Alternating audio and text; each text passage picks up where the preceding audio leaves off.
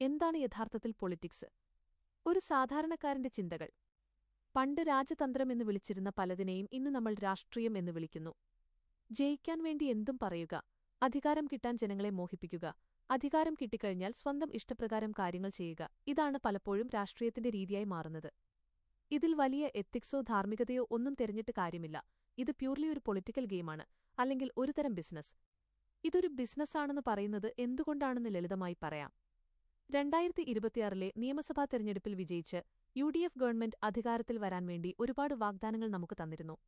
സ്ത്രീകൾക്ക് KSRTC ബസ്സുകളിൽ സൗജന്യ യാത്ര, കോളേജ് വിദ്യാർത്ഥിനികൾക്ക് പ്രതിമാസം 1000 രൂപ, ഭിന്നശേഷിക്കാരുടെ വാഹനങ്ങൾ മോഡിഫൈ ചെയ്യാനുള്ള ഇളവുകൾ, സ്പെഷ്യൽ സ്കൂളുകൾക്ക് എയ്ഡഡ് പദവി, സാമൂഹിക ക്ഷേമ പെൻഷൻ 3000 രൂപയാക്കൽ, 25 ലക്ഷത്തിന്റെ ഉമ്മൻചാണ്ടി ആരോഗ്യ ഇൻഷുറൻസ്, മുതിർന്ന പൗരന്മാർക്കായി പ്രത്യേക വകുപ്പ്, യുവാക്കൾക്ക് 5 ലക്ഷം രൂപ വരെ പലിശരഹിത വായ്പ. അങ്ങനെ നീളുന്നു ആ പട്ടിക. ഇതിലെത്രയെണ്ണം പാലിക്കപ്പെടും? നമുക്കറിയില്ല. അതിനവർക്ക് കുറച്ച് സമയം കൊടുക്കുകയാണ് വേണ്ടത്. പക്ഷെ ഇവിടെ സംഭവിക്കുന്നതെന്താണ്? പ്രതിപക്ഷ പാർട്ടികൾ രാഷ്ട്രീയമായി ഈ വാഗ്ദാനങ്ങളെ ആയുധമാക്കി സർക്കാരിനെ അനാവശ്യമായി പ്രഷർ ചെയ്യുന്നു. പ്രത്യേകിച്ച് സ്ത്രീകൾക്കുള്ള സൗജന്യ ബസ് യാത്ര പോലുള്ള കാര്യങ്ങളിൽ പെട്ടെന്ന് തന്നെ വലിയ സമ്മർദ്ദം ചെലുത്തുന്നു. രാഷ്ട്രീയ സമ്മർദ്ദം. കാരണം സർക്കാർ ഈ സൗജന്യങ്ങൾ പെട്ടെന്ന് നടപ്പിലാക്കാൻ നിർബന്ധിതരാകുമ്പോൾ അതിന്റെ ഭവിഷ്യത്ത് അനുഭവിക്കാൻ പോകുന്നത് നമ്മൾ സാധാരണക്കാരാണ്.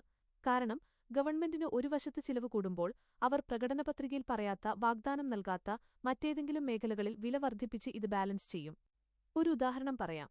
വൈദ്യുതി നിരക്ക് കൂട്ടുന്നതിനെപ്പറ്റിയോ പവർകട്ടിനെപ്പറ്റിയോ പ്രകടനപത്രികയിൽ ഒന്നും പറഞ്ഞിട്ടില്ല. അതുകൊണ്ടവിടെ നിരക്ക് കൂട്ടിയാൽ അവർക്ക് രാഷ്ട്രീയമായി വലിയ ദോഷമില്ല. അതുപോലെ പാലിനും മറ്റ് നിത്യോപയോഗ സാധനങ്ങൾക്കും വില കൂടുമ്പോൾ എന്ത് സംഭവിക്കും?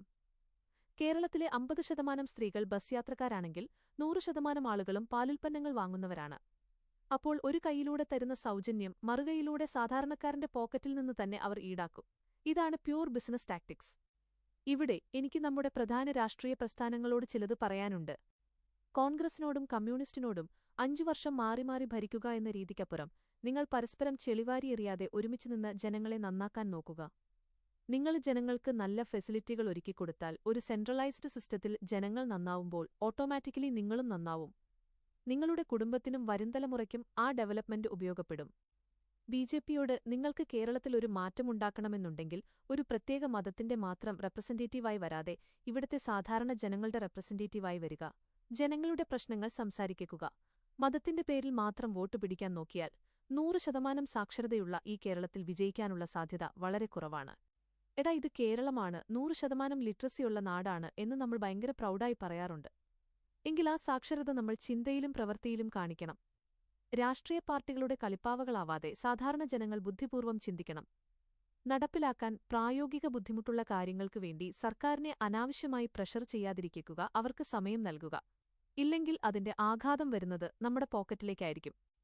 ഇതൊരു കമ്മ്യൂണിസ്റ്റുകാരനായോ കോൺഗ്രസുകാരനായോ BJPക്കാരനായോ ചിന്തിക്കാതെ ഒരു സാധാരണ കേരളീയൻ എന്ന നിലയിൽ ചിന്തിച്ചാൽ നിങ്ങൾക്ക് ഞാൻ പറഞ്ഞതിന്റെ സത്യാവസ്ഥ മനസ്സിലാകും.